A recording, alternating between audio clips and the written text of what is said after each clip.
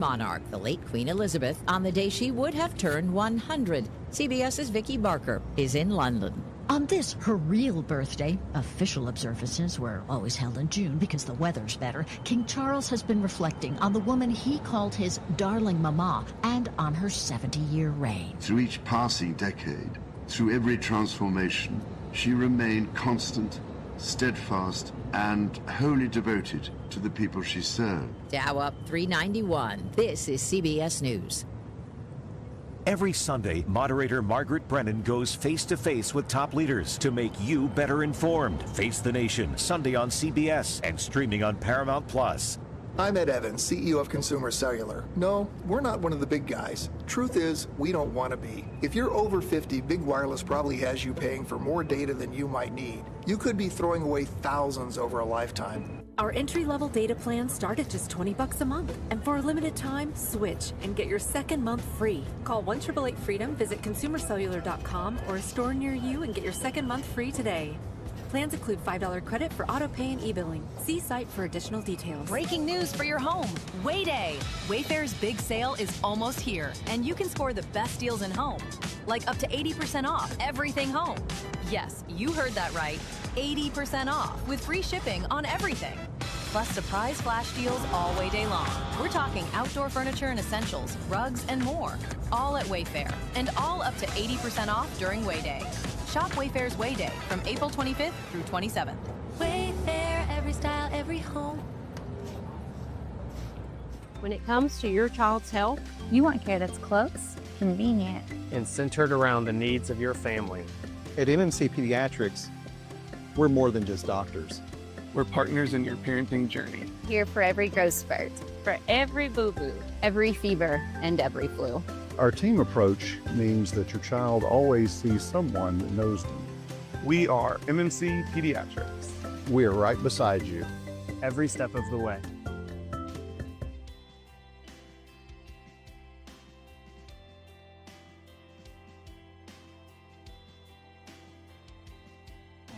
.5 Smyrna, audio and video, streaming at WGNSradio.com. This is the Roundtable. A look at the news, views, politics, and people that are shaping Rutherford County. And good morning, everybody. Welcome to your Tuesday morning edition of the Roundtable Show with Rick and Wayne. And good morning, Wayne. How are you, buddy? Good morning, Brother Rick. Another Tuesday. Sorry? Another Tuesday. Well, it is. And, it's warm during the day and pretty cold at night. I haven't turned my heat back on, so I have to put a little heater in the bathroom to shave and shower. So, but I like this weather. I just would like to see Percy Priest warm up a little quicker because I'm itching to get out on the water. I understand. Yeah, no, I've been happy wife, happy life. So we've gone from AC to heat to AC to heat. It's Tennessee. That's that time of year. Well, I'm the only one I got to please. So I got my mom too. So she's yeah. She has a vote in that. Yep. Horses well? Yes, they're doing well, man. It's a time of year though. I'm trying to leave them up a little bit because pastures they can eat them up pretty quickly. As bad as a dry it is, I've had to leave them up a lot here lately and supplementing them with hay. I don't know if our guest, he can probably talk to that now, but I got these ugly yellow flowers that's taken over, and I sprayed it too early, I guess, the 2,4-D, and it didn't take, so I'm going to do it all over again. We called that dog fiddle. I don't, do you know what it actually? I really don't. Okay.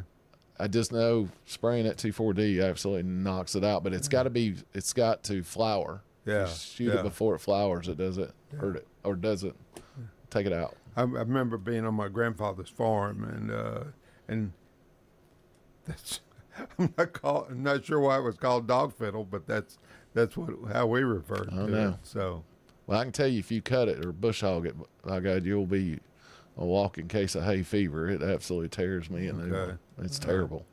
Wow. But baseball's in full swing.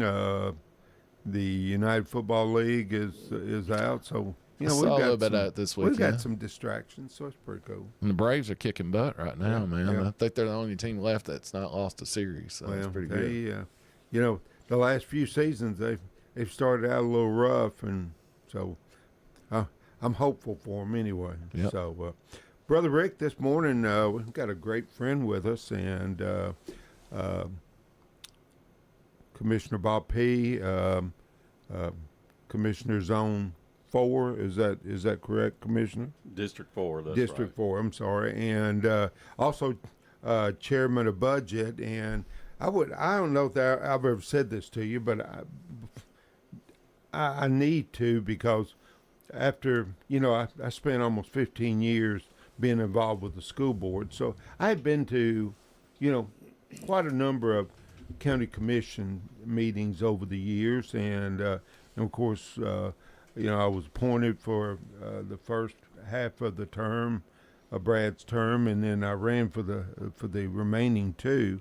And the thing, and I thought I had a clue, Mr. Chairman, when I was on the commission, and I think I did have, you know, quite a bit of knowledge of all those years of the school board, but the budget is so large and so complicated. Knowing that you were chairman of budget, knowing you had people like Rhonda Allen working with you, that really made me sleep better at night during that almost 4 years of serving on the commission. And I want to thank you. And again, I don't know that I've ever said this to you, but knowing someone with your integrity and your knowledge and how so very intelligent you are, knowing that you were chairman of that committee just really made my life a lot easier, having that much confidence in you. Wow, I really appreciate that, Wayne. That means a lot, especially coming from somebody that's been on the commission and the school board. You know, kind of looking at the school's budget overwhelms me at times, and how you figure out, you know, how we're going to spend this money, and, you know, to meet the needs of the students. And, you know, it can be mind-boggling, but it's like you said, I had really good people to work with. We've had really good budget chairmen in the past, and you know, we've kind of trained each other. I think consistency helps. One of the failings, I think, of our commission is we don't have staggered terms. Right. You know, you could come in with 21 new people any given election that way, and I think it might be something to look at in the future, maybe staggering terms, so that you don't lose a whole lot of institutional knowledge at one time. Like the school board. Well, exactly. School board, road board, I think, does the same thing too. I didn't know. So, you know, that's something that the commission probably needs to look at. You know, at one time, I think they had 42 members. When my dad was a commissioner, they had just came down from 42 to 21. And they basically had 2 commissioners per district at that time. And if you think it's confusing now with 21, try it with 42. Oh, wow. I can't imagine. Yeah. But, you know, something that I'd like to mention is I used to go to the schools a lot. When you know, anytime I'm invited, I'm going to come and talk to the students, and possible. I've been to Riverdale, I've been to Oakland, some of the other high schools. And here's what's so amazing is how little our kids know about government. You know, I don't know, we don't do that much teaching on civics nowadays. I would ask every class that I got in there to, who's your county commissioner? And out of all the times that I had taught different classes, there was only 2 students in that whole time that knew who their commissioner was. One of them happened to be my daughter, and the other one was a neighbor who lived up the street, and he knew me because he had hit my car with a rock at the ballpark one day, and I caught him. But anyway, he remembered me from that. But he was a nice kid. But it's just amazing how little they know. Not only do they not know their commissioners, but they wouldn't know who the governor was of the state. They'd probably know who the president was most times, but if you got into Secretary of State or any of those kind positions, they had no clue. But it's a shame that we don't teach that as well as maybe we used to. But anyway, that's one of our failings, I guess. I'm surprised at how many people, if I'm talking and, you know, sharing with different citizens out there, you know, if they want to talk about candidates, I'm surprised at how many don't know who their, as an adult, don't really know who their commissioner is, or their state representative, or you know, or any of the offices much. Well, and you're exactly right, and it's so important. People don't realize how important it is to know them. You know, kind of along the lines of what I was talking about is people don't know what a commissioner's job is. And speaking of politicians, a county commissioner or supervisor, depending on what state you're in or what they're called, probably affects your daily life more than any other politician that you'll ever run into. And I'll kind of give you some examples of that. You know, the main thing is the county commission sets the tax rate. So your tax rate is set by the county commission. Of course, there's a lot of things that go into that, you know, audits from the state, assessments, things like that. But not only that, we set the speed limits out in the rural areas. People don't know that.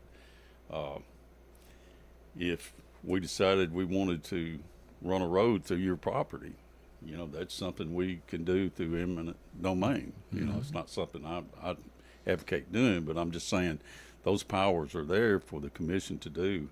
If we wanted to zone the property next to you commercial and build a Walmart, hey, look out, that would happen.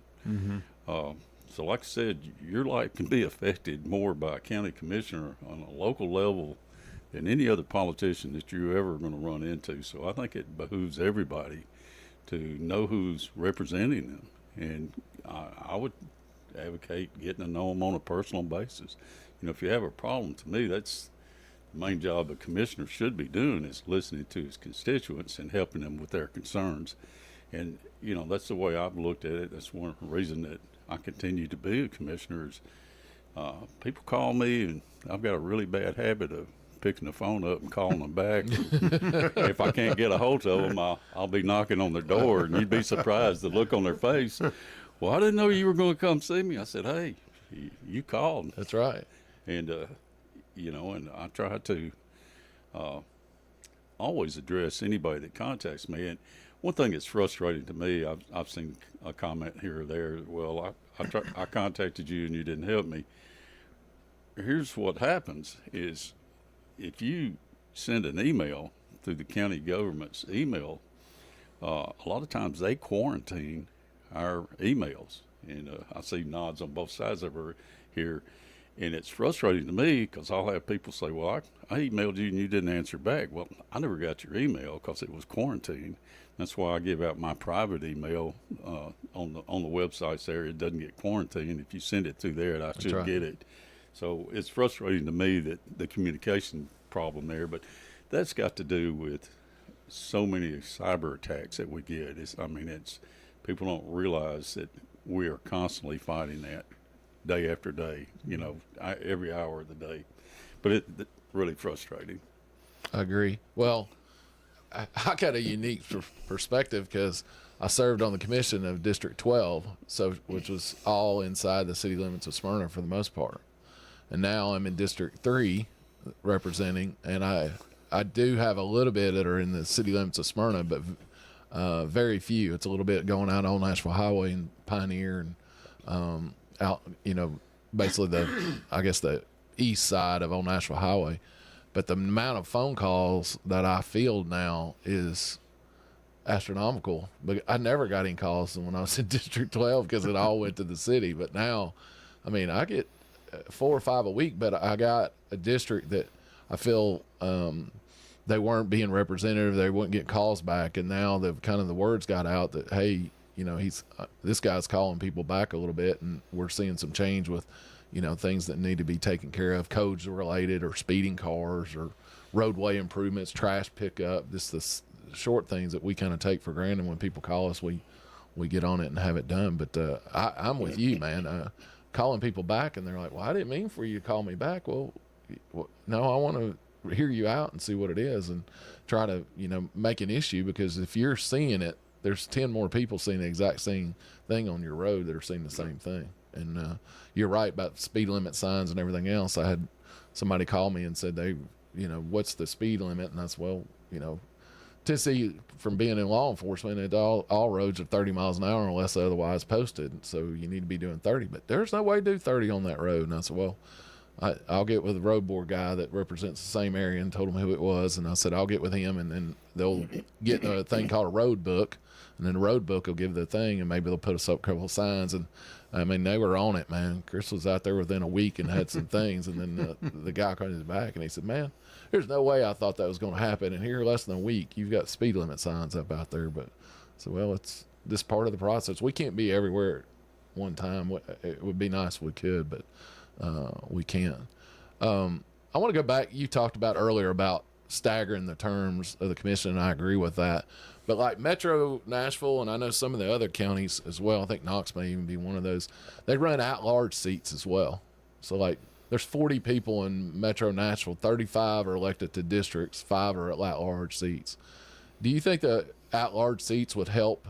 Because I know there's 21 of us, and a lot of times certain commissioners may pick out that one issue that's in their district, but if that district's a part of the little region as a whole, that at-large person could have a better look at it. I was just curious what your opinion, or if you ever thought about it. I've thought about it some.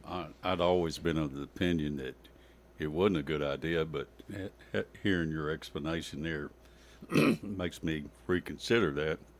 I know Murfreesboro City are all at large, and I think that's so Smyrna. Well, I think that's a mistake, because I think that you get a better representation for your area. But as you stated, and I think very well, having somebody at large that looks at it as a whole, which all the commissioners should be doing that. It's not us against them. We're all in this same group together. We should be pulling in the same direction when we can. And I know there are times when, that's not possible. You have conflicting wants in different areas. So I understand that, but I think, maybe a few at large might be a good thing. But then again, I wouldn't want to have any district not have a direct representative too. So, to me, it would be, and I think the way state law is, we could actually have 28 commissioners if we wanted to. I think that's the last time I looked at that. So it'd be possible to probably add some. If I was going to do some at large, that's I would add. I wouldn't take away. Well, what made me look at it and think about it was the road board members, because the road board districts they take the road board lines and they combine so many commission districts. Three commission districts. So with school board. So it would allow, then you would have, an at-large seat that was kind of, you would have the 3 commission, and then you'd have an overall of a 4th that would be over those certain areas. Yeah. Well, throwing a wrench into it, I think the state says you could have as few as 15? I think that's true too. So there's a range. You could do 15 with 5 at large. You could. Go back to the. We'd have to have an odd number so we could always win. Yeah, that'd be crazy. That'd be crazy. But I tell you, I just have so much respect for you and Rick, and everything has gotten so emotional now. I know when I was on the school board and when I was on the commission, we'd have disagreements and try to talk it out. But right now there's just so much. I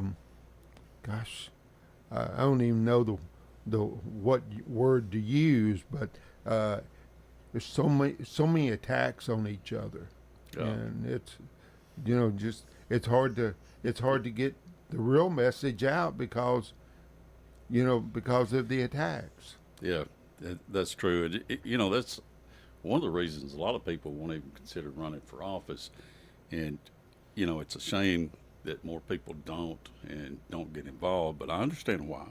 I mean, it's tough. I remember as a kid, my dad was a county commissioner, and sitting in a restaurant and people behind me bad-mouthing my dad, you know, and I wanted to jump up and say, hey. And it's frustrating, but, Sure. you know, one thing about politics, and I think there should be a couple things people should do. One is don't ever badmouth somebody's family.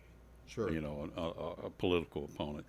Don't drag their family, their kids, their wife, mother, father, right. anybody. If you do that, I mean, to me, that's stooping to where you shouldn't be going. Yeah. Two, so many times you'll see all this, you know, campaigning has changed nowadays, social media and things like that, and it's frustrating, but there's so many things that happen that if you just simply picked up the phone and called the person you're having a problem with, and sometimes that can be your opponent. Mm-hmm. But I found that talking to them directly about a problem you may be having, you'll find out that you got a lot more common ground than you would think. And Sure. I think it's a responsible thing to do. But if you keep those two things in mind as a politician, I think you're headed in the right way. Something I wanted to mention, you know, it's spring and we're having a lot of weather changes and all this wind blowing. I just wanted to talk about what I've been doing, and mainly I've been out putting signs back up. You know, these things, they're acting like kites. They are. I've lost more signs this time than I've ever have. Oh, wow. I've lost 4 large signs, and just the wind just completely destroyed. I've had steel posts yanked up out of the ground by the wind, and you know, when the sign didn't rip first. So it's been pretty amazing there, but. Some of the other things I've been doing is my sister, for instance, had a tree leaning over on a neighbor's property and fixing to come down. So I ended up going back to some of my old chainsaw skills. I found out I'm not near as good as I used to be, but I can still get the job done. But it's a whole lot like work too. Been out planting flowers, you know, doing the regular spring thing. So I just wanted to mention a few things I've been out doing besides campaigning. And one thing I always like to mention is I gave blood yesterday. I've been doing that since I was 19. Robert Waldron up in Laverne. I worked for Robert while I was in college. And also a cousin. Yeah. He said, hey, guys, I'll pay y'all to go with me after work today, and we're going down here to give blood. Well, we all went, and I don't know how many of the other guys continue to give, but I know Robert's been a long-time donor himself, and I have been nothing like near what he's given over the years, but I'm approaching 17, 18 gallons, somewhere in that neighborhood, which I'm to at me, 7. Yeah. So I'm way behind you, but I'd like to at least get to 10 before the Lord calls me home.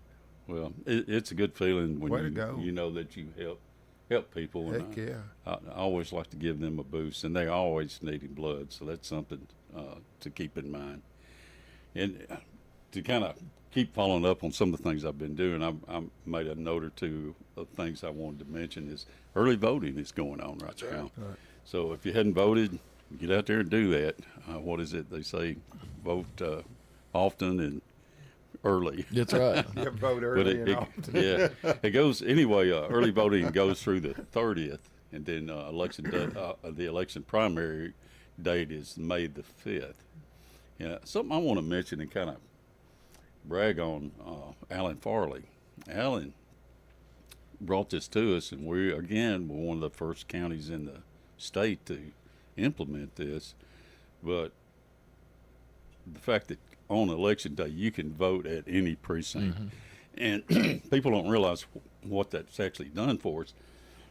We have people coming from work, maybe working in Laverne, and they live in Kittrell, which was my case, where we'd have to get off work early or make arrangements to vote.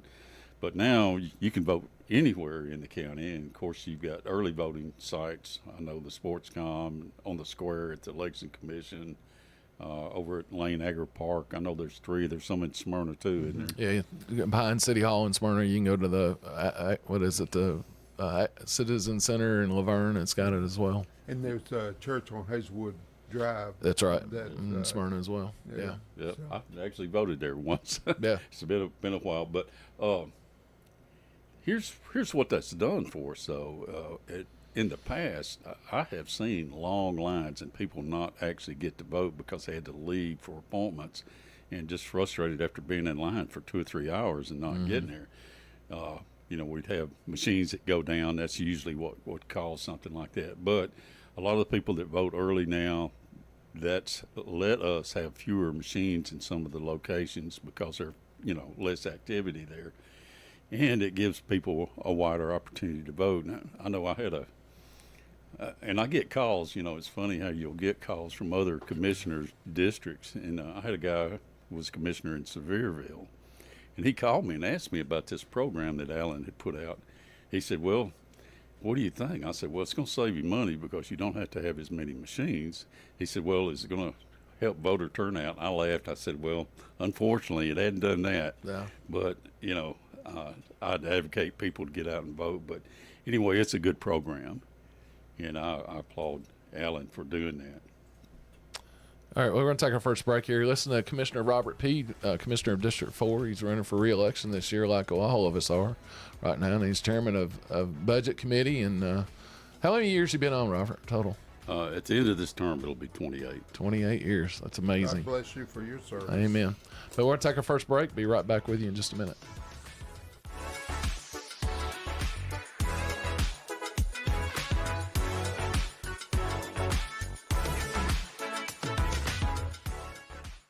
When it comes to your child's health, You want care that's close, convenient, and centered around the needs of your family.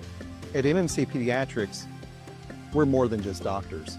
We're partners in your parenting journey. here for every growth spurt, for every boo-boo, every fever, and every flu.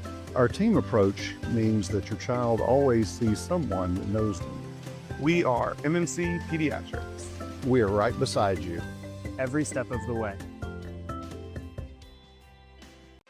First Shot transforms Rutherford County youth. Coach Andy Herzer leads dynamic basketball camps and clinics, building skills and character since 2003. Kids dive into exciting STEM projects, sparking creativity through hands-on coding, art, and dance. They elevate their mind, spirit, and body in summer and winter programs. Visit FirstShotTN.org today to learn more. First Shot, where kids gain, elevate, and develop. What's the location of your emergency? I think my kid OD'd. Hi, I'm Craig Harris. I'm County Commissioner of Rutherford County. One of the reasons I ran for office is because I wanted to bring awareness to the opioid epidemic that's impacting our county. To stop providing this epidemic with people as we educate. We have a lot to do, and we have to come together as a community because this problem's not going away.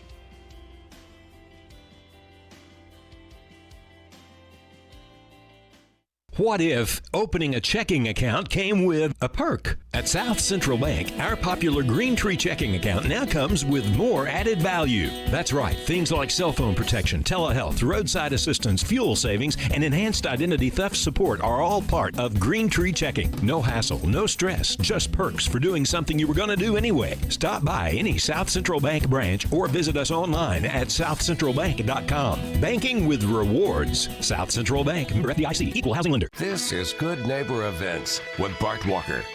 Brought to you by the law offices of John Day and AmeriCare Pest Control. This is a paid legal ad. You've probably heard it a million times. If you're injured, call a lawyer. And you probably haven't because you don't know how much it will cost, how long it will take, or even if you have a case. At the law offices of John Day, we provide a free initial consultation because we understand that folks don't want to pay a lawyer only to find out they don't have a case.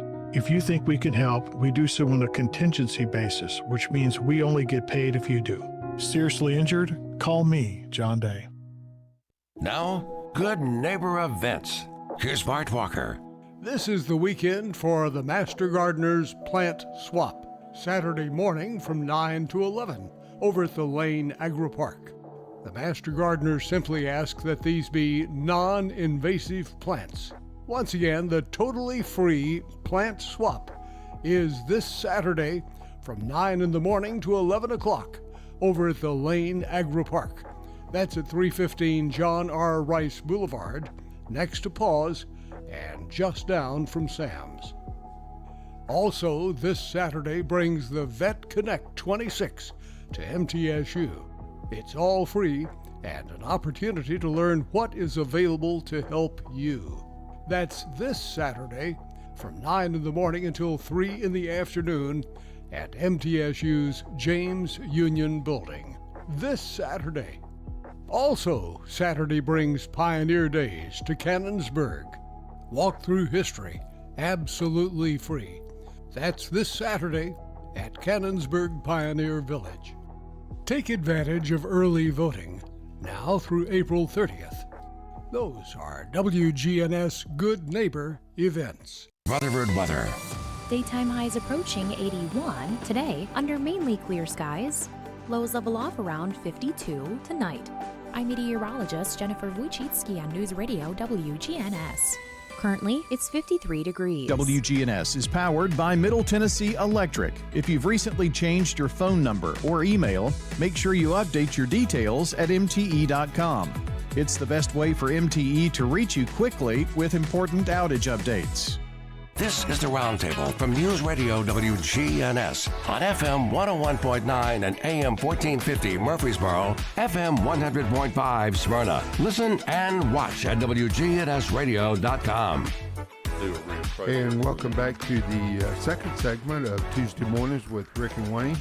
And certainly our pleasure this morning to have Commissioner Robert Peay, Commissioner for District 4 and Budget Chairman. And Commissioner, just thank you for your long service and your leadership. I've certainly had such high respect for you over the years, and just again, thank you for being with us this morning and sharing. Well, I appreciate that. Thank you both.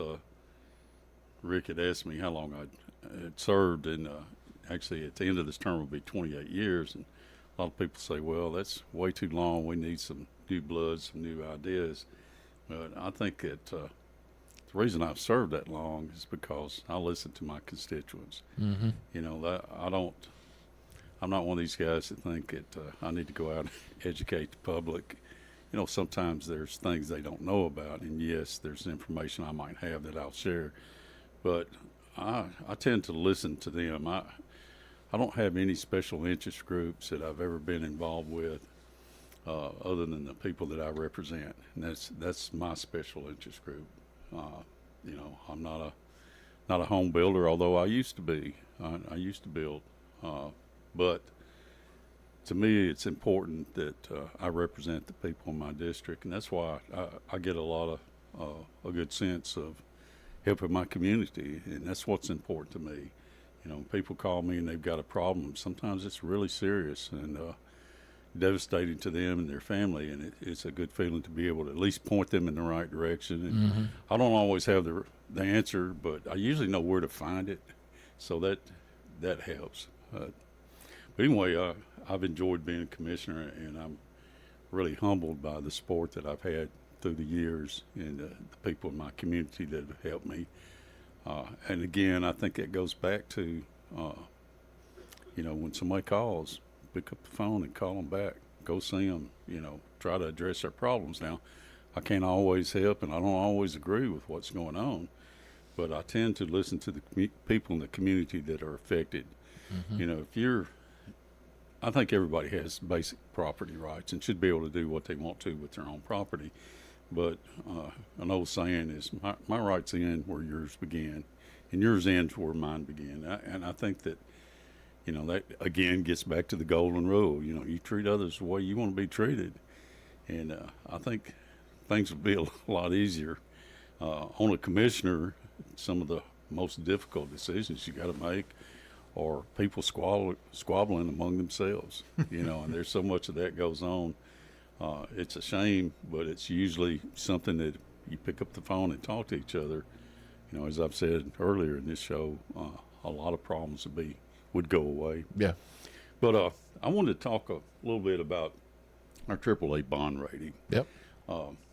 People don't understand a lot of times if you're not into financing or borrowing money for schools and bond issues, what that actually means. When I became chairman, we did not have any AAA bond ratings. And I told the committee when I took the position as chairman that my goal was to get AAA bond rating. And I think that part of the reason we've got that is because I've advocated it and we have pushed for it. And we let these bonds agencies know that it was important to us. When we got our first AAA bond rating, I think Mayor Ketchum was in office at the time. We've since got 2 more AAA bond ratings. But to kind of put that in perspective, what does that mean to us? We were a AA plus, and we've gone to a AAA. Well, I've put out some mailers, and I've said, well, this saves us millions of dollars. To put that in perspective, I've actually asked some of our bond people to give me concrete examples. And what they've done, they've looked at similar counties or municipalities that are our size that had AA plus ratings and AAA ratings and differentiate between the costs there. For example, if we went to the bond market and borrowed $100 million, which is basically, that's not even going to get a high school now. But if we borrowed $100 million for 20 years from what we had as a AA plus versus a AAA over a 20-year period, that would save us approximately $2 million. Now, there are a lot of variables in there, but I'm using this as an example. There's, like I said, there's too many variables that could go into that to make it higher or lower. But basically, the basis points that you've got or your interest rates difference between the AAA and the AA plus is around 15 to 20 basis points. And that is, the interest money that we're saving over that 20-year period. So when I say this can save us millions of dollars, yes, this is saving us millions of dollars. We're looking at potentially having to go to the bond market in the next year or two for a jail. We need another high school. You put those two together, you're talking at least $400 million for a jail and a new high school. So there's $8 million in savings if you want 20 years on there, having the difference in those bond issues. And again, that's variable, but it's very important that we maintain that that bond rating, and I'm proud that we've been able to do that and been part of us getting it for the county. Well, and we're the only county in Tennessee with a bond rating, and we're only one of 47 in the whole country that carry that bond rating as far as counties go. So wow, it's pretty substantial. Yes. Yeah, I think it's we're 1.7% of the most financially responsible counties in the whole United States. So I think it speaks a lot for our financing, and I'm not bragging on myself. I'm bragging on our finance department and what we've done as the county commission as a whole. That's something we can all be proud of. One of the other things I mentioned is we have saved since 2010. I think this number is from it because these numbers have changed.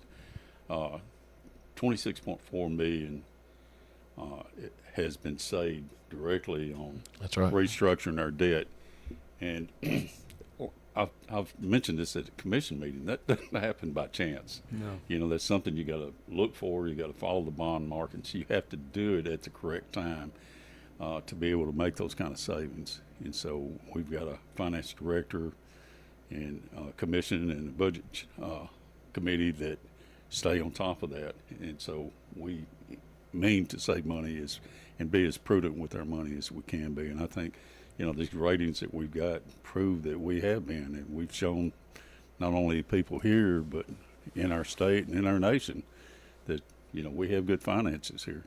And that was 26.4 million savings? So that's correct. That's since, I believe that date goes back to 2010, and we'd actually saved 26.2, something like that. When we went back, last time I looked at it went back to 2004. Wow. Yeah.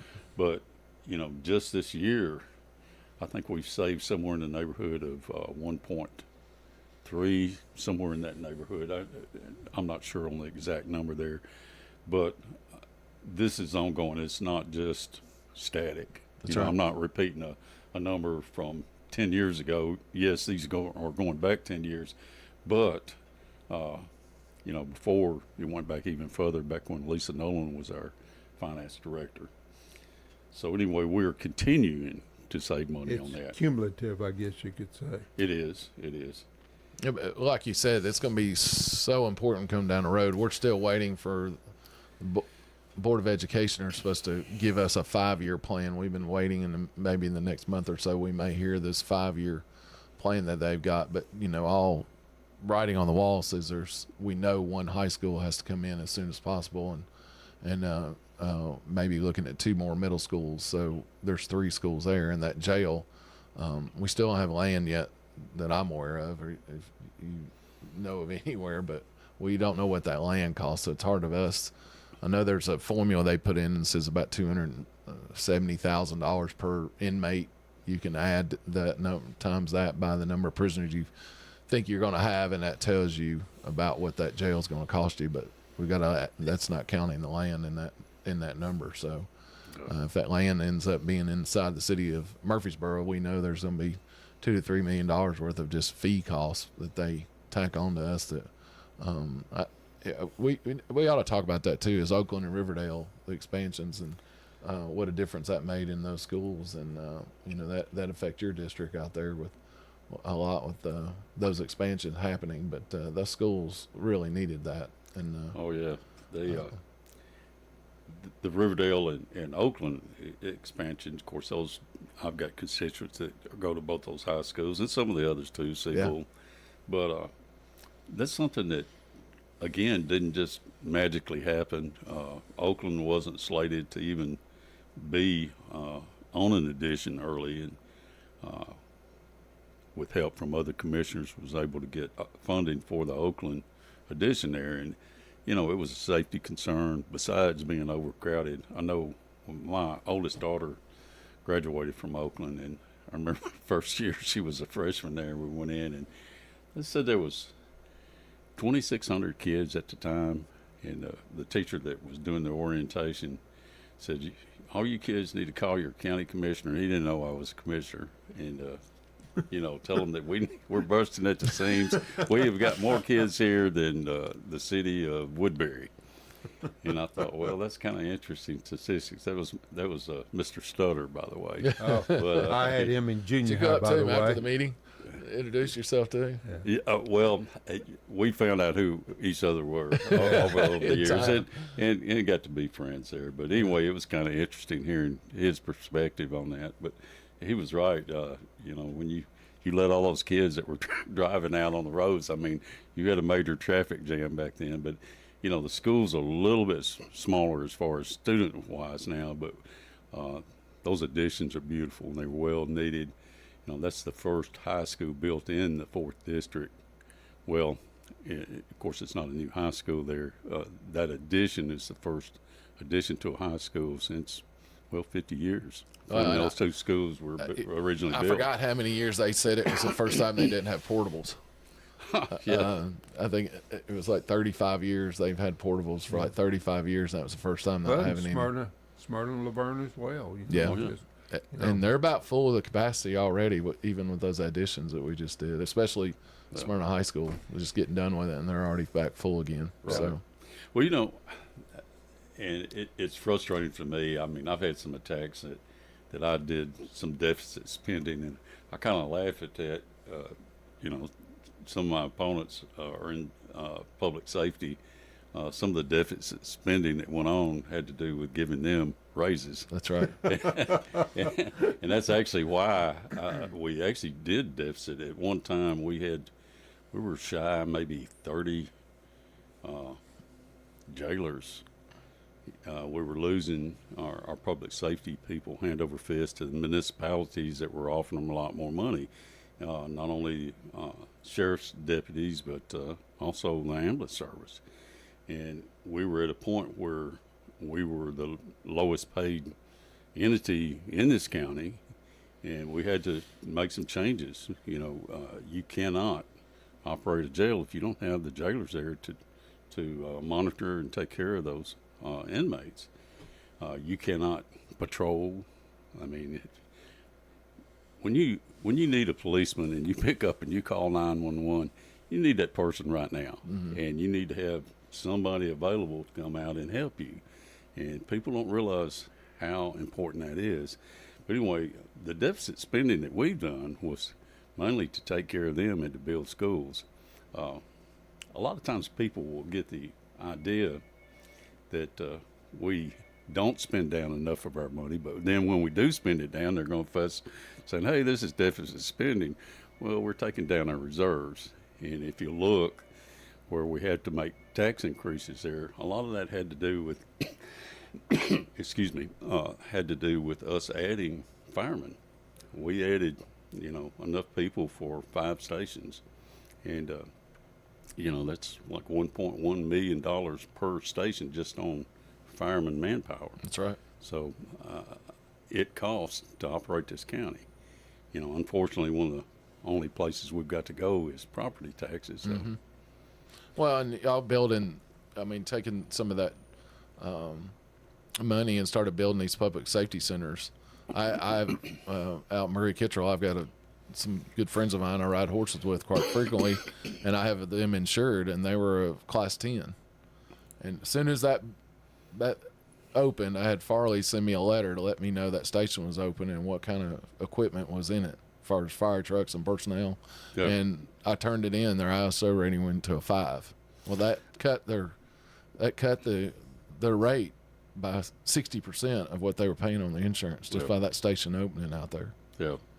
If you're trapped in a burning house or you're being attacked by a deranged individual, you're not really worried about deficit spending at that time. You're worried about someone coming to your Getting rescue. wet stuff on the hot stuff. Yeah. Get it done. Yeah.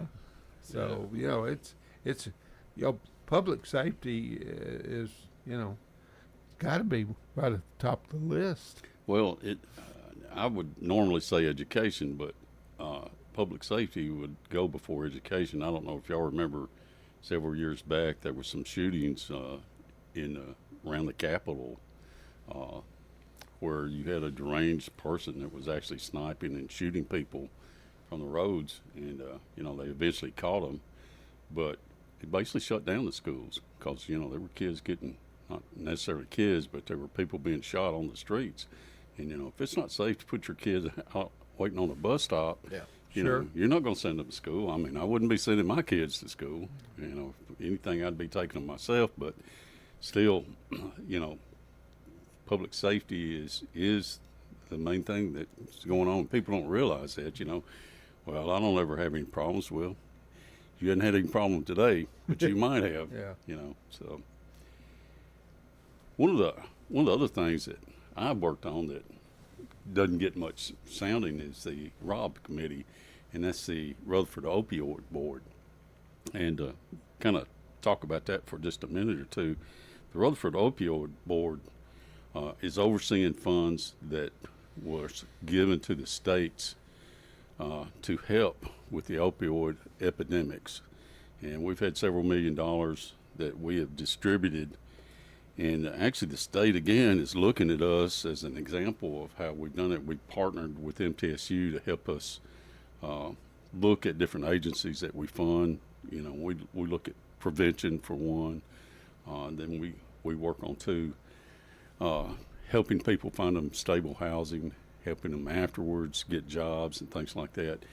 But it's a really important program. And to give you an example of how important it was to our county, we had quite a few deaths, and our state is one of the higher states for opioid deaths. But Rutherford County, we bucked that, and we were actually lowering our death rates where the rest of the state was still rising, and the state noticed that and wanted to see what we were doing, and they actually picked up some of the programs that we were doing and have sent them statewide, for instance. So again, we've done something really good, and to me, I've had people call me and, you know, or knocked on their door and they pointed out, hey, my sibling, my brother, my son went through this program, y'all helped them here, and just wanted to thank you. But just another thing that we do as a county that I think it's important to our citizens that doesn't get enough airtime about that program. I agree. Mike Sparks had several years ago, he did a event at Parkway Baptist Church, and he called in a lot of community leaders, and there were some commissioners there. There was Smyrna had a council person that showed up there. The sheriff's office was there. Smyrna PD was there. And then they had some crisis counselors in and people that run drug rehab centers and everything else. And it was that round table type discussion that we were able to have a conversation about that. And I'll never forget that the counselor guys were, I asked the question, I said, what time and days do y'all work? And he said, well, our offices are open Monday through Friday from 8 to 4. And I said, well, what do we do with these guys at 2 in the morning? And the guy looked at me, and there's a girl that was on that panel as well, and she just kind of looked at me, and the girl said, well, I don't understand what you mean. I said, well, we don't run into these between 8 and 4. I said, we run into these because I was, had just retired from law enforcement. I said, we see them from 10 o'clock at night till 6 o'clock in the morning. So how do we fit your schedule with their schedule? How do we get them not to take drugs till 8 to 4? The whole crowd did like y'all did. They busted out in laughter. And I said, if you really want to make a difference, turn your khakis in and blue jeans and get out there and ride around with these officers and see in the trenches what we're having to go through. We're the ones running around with fentanyl to, to inject all these guys. And, y'all are looking to see if they've got insurance or not to where it's going to be able to pay it. Yeah. And one of the guys called me, it was about 2 months later, and he says, you kind of really opened my eyes on the issue. And he says, we have all these different talks and symposiums that they go to and they travel on, but I think Smyrna took the reins a little bit, and between the commission and you guys getting this board, and we were able to get some money funding through the lawsuits of that to get some absolute funding in there to put some things in place. But a lot of counties do look at us. I know I've got a really good buddy in Dyer County, and he called me a while back because somebody shared a news story that was on Channel 17 here about what Rutherford County was doing, and he called me. He knew I used to be in police work and asked me about it, and I told him who to contact, and that was Craig Harris at the time was chair of that, and still is. But I told him to get in touch with Craig and let him give him some information on it. Well, we've also on that committee, not just for agencies that are outside of the government, we've actually spent money that would have come out of tax dollars. For instance, I think we hired 5 detectives or deputies to work on drugs specifically. Yeah. We've also paid for some analysis equipment that basically if you stop somebody on the road, you can scan this stuff and it'll let you know immediately what it is. That's Sometimes your officers are in danger of being contaminated. Sure. And it's a scary thing. You don't know what this is, and some of these drugs are so dangerous. I mean, they can affect you, and like you're sitting there with that injection. You only may have one. Yeah. Are you going to save his life, or are you going to save your own? That's right. You get to a point like that, and people don't realize how dangerous this can be. But I just wanted to point out, this ROB committee is not only giving money to agencies like that, but we're also helping our own departments and adding personnel where we can. Good deal. I was looking on my phone while you were talking a while ago, and Go Vote TN. If you Google, and Dr. Google, as my mom would say, she calls her blood pressure will be down or something, or blood sugar difference, and she goes to Dr. Google and looks it up. But if you look at Dr. Google, it'll Go Vote TN. That'll tell you your district, all your representatives for this early voting thing. I meant to throw that in there a while ago, but we had a minute there. I wanted to make sure everybody said that. Go Vote TN, just as simple as that. The state of Tennessee set that up. So you put your address in, it'll tell you everything you need to know off your address. So I thought that was very important. I know we're winding down here, Mr. Chairman, but again, I just cannot let this show end without thanking you for everything that you've done, not only for your district, but your love for the county community. Because you know, the votes you make, the decisions that you're involved in, it affects the county community, and having a love for the entire county is paramount, you know, for leadership. And God bless you for loving this county the way you do. Well, I appreciate that. Something I do want to mention, if we got a moment, is Yeah. This evening at 5 o'clock, I think from 5 to 7:30, there's going to be a meet and greet your candidates out at the Kittrell Community Club. That's behind the Public Safety Building there at Kittrell. But they're also going to have some food trucks there, and it's a fundraiser for them. I've helped get the school board give us the gymnasium, so the community is actually getting that back. I also was able to put $200,000 into our budget to renovate it. So hopefully soon we'll have the gymnasium back up to par, and might even have some ham breakfasts going on. Who knows? But anyway, if you get a chance, come out this evening, 5 to 7:30 at Kittrell. All right. Do you happen to know the address of those? You know, it's Old Woodbury Highway. It's around 8500. Yeah.